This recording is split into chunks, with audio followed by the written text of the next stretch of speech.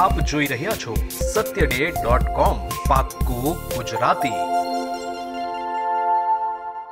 રાજુલા તાલુકાના ડોળિયા ગામે માધ્યમિક શાળાના કામમાં લાખો રૂપિયાનો ભ્રષ્ટાચારની પોલમાં પોલ ખોલી છે।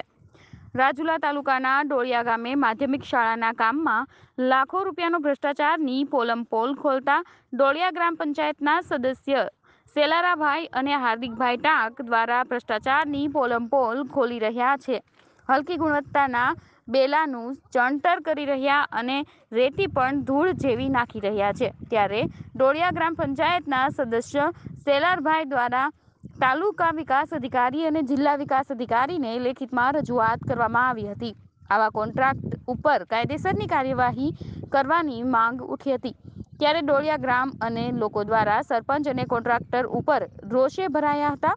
જો તાત્કાલિક ધોરણે તપાસ કરવામાં નહીં આવે તો નામદાર કોર્ટનો સહારો લેવો પડશે તેવું ગ્રામ પંચાયતના સદસ્ય દ્વારા જણાવવામાં આવ્યું હતું।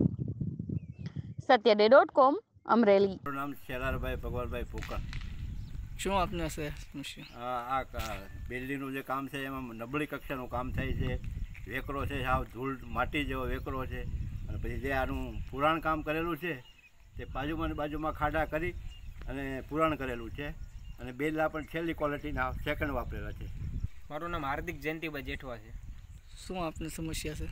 સમસ્યા એવી છે કે વર્ષોથી રાજ્ય સરકાર દ્વારા જે ઉચ્ચ માધ્યમિક શિક્ષણનું અહીંયા બાંધકામ અમારા ગામની અંદર 2-4 ગામનો પાસ થયું છે, બરાબર।